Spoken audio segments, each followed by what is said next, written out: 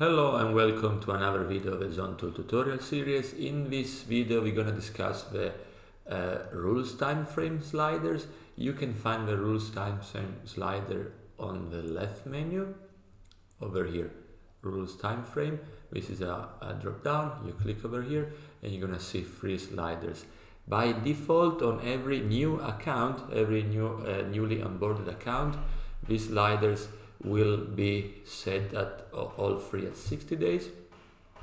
What they do, they govern the amount of data we look at before taking our decision. So whenever the biz slider is down to 60 days, we will look at the last 60 days of data in order to run our algorithms to adjust your bids. As far as the mining, when this is set to last 60 days, we will look at the last 60 days of data in order to mine search terms.